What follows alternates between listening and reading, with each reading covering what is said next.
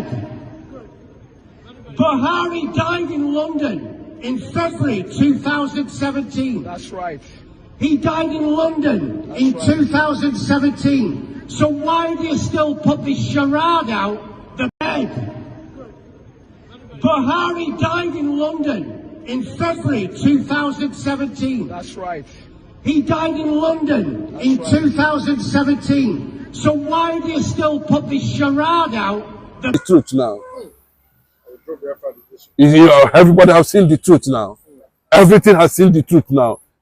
What international communities, relevant agencies, UN bodies, everybody is on top of the matter that Nnamdi Kanu, you know, has become something. Nnamdi Kanu has become too sophisticated for Nigeria, and of course, Nnamdi Kanu has defeated him, has defeated Nigeria, has defeated whatever the Fulani. As they tell you, Nnamdi Kanu have told them that Nnamdi Kanu, the Hamadike one of Igbo land, will be your end, and that is what we are going to see any moment from now, the end of Fulani in Nigeria. And this is what we have been talking about. This is why Nnamdi Kanu made it very clearly that, you know, that he's ready to jettison anything called Biafra if there's any alternative proof that this man called Muhammadu Buhari did not die and was buried in shallow grave in Saudi Arabia. Now, the ICC, now who has been on the background check immediately after the court judgment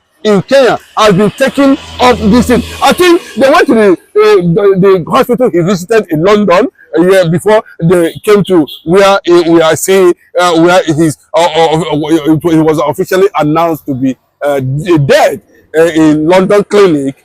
Well, you know, most Nigerians were there. People are visiting there already. But what we are saying that with this thing now coming out gradually now, how are we going to handle this issue? Because if care is not taken, those who were part of that deal now, they are already in the hospital and they say they are not feeling fine again. You know, the likes of Daura and the rest of them, you know, they are about, you know, I just lose them there. But they should not give up until ICC be able to conclude this investigation and find out actually why the DNA of 2017 is simple, is different, why, you know, the one conducted in 2015 is different. Then you can tell me that they were hearing that the other one is linked to one man in Sudan, a family, and a very rich family. That's what we heard in Sudan. You know, and this one now we are talking about a man who has a place here in Nigeria. So the DNA has shown different.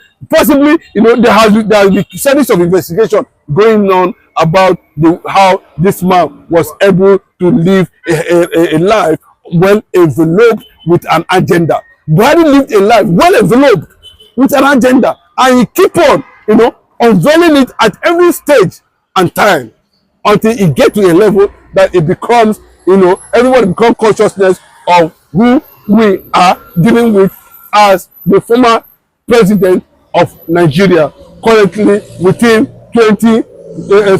from 2015, 16, 17, 18, it became very serious. You know, we saw the dying angle of it in 2023, and that is where we are now today. The ICC has been on the ground, you know, trying to find out who this man is, where he visited, who he was working with. But unfortunately, the secret thing that got involved is Abakari, Malami, and the rest of them are already saying that they are not alive anymore. One of them, Abakari, locked down his office, nowhere to be found, and we are seeing another one too in the same hospital in the same day with Buhari. And well, unfortunately, Buhari couldn't make it anyway, and Mama Daura is still there. So what are we talking about? So this controversy, and allow ICC themselves to do a thorough investigation and find out actually what actually went wrong. That's the most important thing that the world need to know. You know, because before you start talking about the needs of Nnamdi Kanu, we need to be very careful at this point in time, because any action taken is going to have a very deep consequences on the image of Nigeria. And the people who are preparing this, who are working for this, you know, behind the scene, are not joking. Imagine what will take a whole medical expert to go back to 2017 and begin to look for, what happened in that hospital in London in 2017, then where he was ferrying to, then how they moved to Saudi Arabia and thereabout and began to collect this, and successfully they were able to do that, as reported. Now, we are seeing this one too, having the, and they are trying to put these things together, and it is not corresponding. They are showing differences in culture. They are showing differences in biological, heritage. They are showing differences in genetics. They are showing differences in representation in terms of regeneration, localization, where they come from. So this DNA now does not. It's just a synergy with that of 2017, and that is where we are going to see what Malami, Daura, and the rest of them are going to do at the end of the day. How are they going to escape the wrath of what is going to come at the end of the day? Because, of course, we are hearing that there's already uneasy calm in Washington. The congressmen are meeting and telling you that what they are getting from the report of Joe Biden, that this man is no more and there's nothing anybody can do about it. The world don't need to be silent anymore, and they are taking that instruction, and the congressmen are meeting and they are issuing, it was reported that where Nnamdi Kanu now is now should be fortified.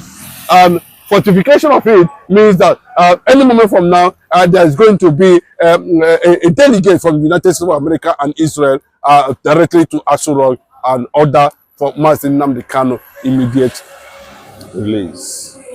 But what is going on now? Do you not think that, just like you said, if the UN and the ICC are coming together to finally, request for the release of Nnamdi Kanu after this Buhari day, because now it's becoming obvious that what Nnamdi Kanu said was the right thing.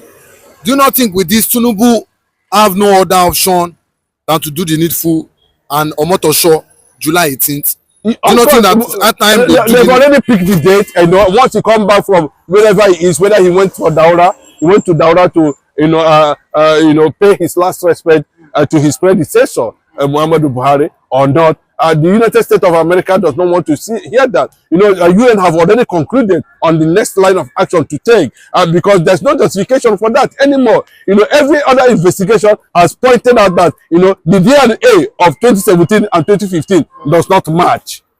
That's it. And UN are taking that upon themselves. ICC is still looking for how this thing we have been perpetrated, and if there's anybody alive that were part of that criminality that took place in Kenya, and the kind of story we are hearing that a certain man needed to be faked so that to continue an agenda that has already taken concluded, the plans concluded, and the execution concluded right under the Arab world, a championing Islamic agenda in Africa, especially in Nigeria. And the funniest thing is that, and they want to make Nigeria their own indigenous land.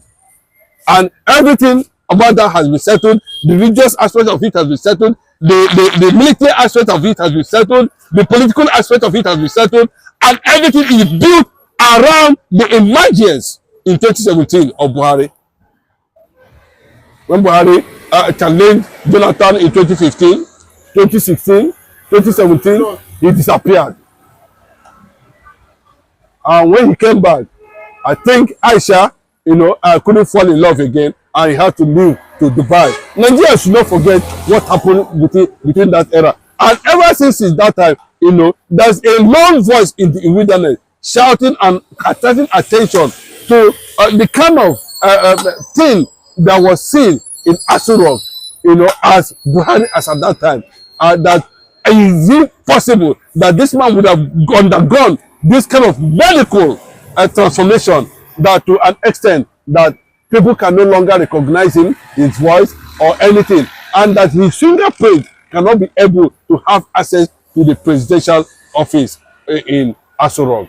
That's the question we are asking, and that is what has triggered this thing from one point to another, and we keep on unveiling the mystery surrounding this stranger in Asorock from 2015 to 2023.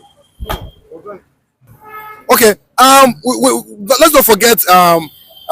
In one interview with Nnamdi Kanu and Dele Momodu, we heard Nnamdi Kanu challenging Buhari and Dele Momodu to go to Asorock, with 20 young journalists, for Buhari to come out, and give a live interview to them. But I don't think, during that period, Buhari was always on a recorded. It was always most of his interview were being recorded. Do you not think that Nnamdi Kanu was so sure of what he was saying, that Buhari should come out, physically, one-on-one, and do interview with? Do you not think that this one of the things that ICC and UN, they are trying to talk about as regards also autopsy, that he was truly dead? Yeah, the problem is that, according to what we come to understand later, that Buhari himself was afraid of Nnamdi Kanu exposing this into an extent it will attract world attention. That's the problem. It's not as if Nnamdi Kanu committed anything. They never want that thing to expose to an extent that it become a disturbing factor to achieving their agenda. That was why he was pushing Ruga, open grazing, and builder. You must accept it. To an extent, he even brought Islamic Bank to tell him that he wanted that thing to be achieved. And of course, we know that he's the life patron of all the Fulanis around the world. And you know what it means. So he needed to achieve it. And because this guy did not, they weren't expecting it, all of a sudden, Nnamdi Kanu, surfaced from nowhere. And that was how the hatred came. The killing, 28 people in his house, the manhunt of anything that has to threaten that agenda, go. To an extent, he invaded nations to make sure that Nnamdi Kanu was arrested. But as God will have it, I'll keep on saying it, a man whose time has come cannot be stopped. What are we hearing today? Sky News reported it. Some media houses reported there was why is it that there is celebration in the north? People need to understand, what is actually going on. Over a man that have a court followership of over 12 million people has been reported in the media, and that he won elections. And people, they don't know that this man is an impostor, and they don't know that the plan was to get Nnamdi Kanu arrested, and that would silence anything and the agenda sealed. But unfortunately, it never happened. So Nnamdi Kanu told Dele Momodu clearly, if this person is not Jubril from Sudan, I will drop Biafran agitation. And I see the truth now. Everybody has seen the truth now. Everything has seen the truth now. What international communities, relevant agencies, UN bodies, everybody is on top of the matter that Nnamdi Kanu, has become something else. Nnamdi Kanu has become too sophisticated for Nigeria. And of course, Nnamdi Kanu has defeated him, has defeated Nigeria, has defeated whatever the Fulani. As they tell you, Nnamdi Kanu have told them that Nnamdi Kanu, the Hamadike one of Igbo land, will be your end. And that is what we are going to see any moment from now. The end of Fulani in Nigeria has come to an end. Two former presidents of Nigeria in London hospital, they are sick. No hospital to take them in Nigeria. As at today, now president now have to send vice president to go and check on them in the hospital in London. And the funny part of it, the doctors and the nurses treating them there are the japa from their country that they refuse to empower. So they are the doctors that are making waves. They are the nurses that are making waves in UK, helping them to get well. The doctors wey japa wey they no fit take care of in Nigeria, the nurses wey japa wey they no fit take care of, they are in London. Imagine two former head of state, two former presidents, they didn't build one single hospital that they can, in their old age, that they can go. Yoruba ni ma jẹ́ kí n kú síbi tí kò sáṣọ mi. That means they were unable to build a good hospital that they can go in their old age. So the two of them are now in London, Buhari and Abdusalam, receiving treatment. And part of the doctors and nurses treating them are the Japa they refuse to empower in Nigeria. Do you see the history? So if two head of states are abroad and when they are sick, they are receiving treatment. What about 200 million that are not head of states that cannot go abroad to receive treatment? You see how selfish our leaders are? Now, our current president now still send our plane to go and visit them outside on their sick bed. Is that not a sick nation? What a country. Moved from Daura, his hometown, to Kaduna on February 27, 2025, almost 2 years after leaving office. It was from his Kaduna residence that he traveled to London for medical treatment, where he passed on at the age of 82.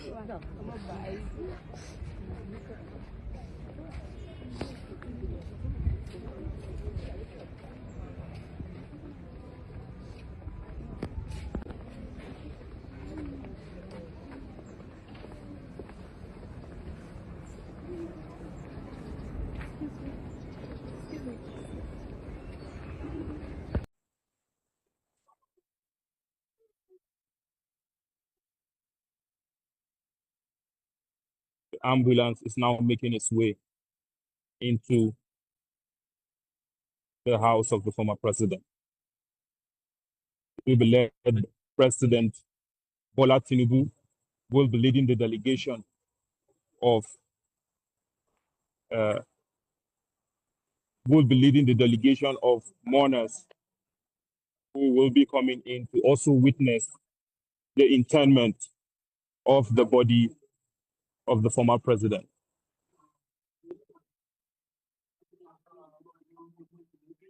We can see the governor of Katsina State making his way in.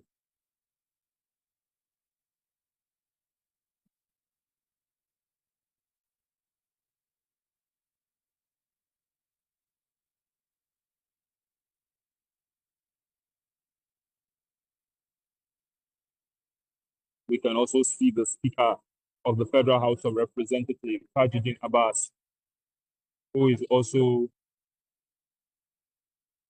trying to catch a glimpse of what is happening here. Security is very tight, and the military personnel are right here to ensure that there is no breakdown of law and order. We can see the former Vice President, Yemi Oshibanjo,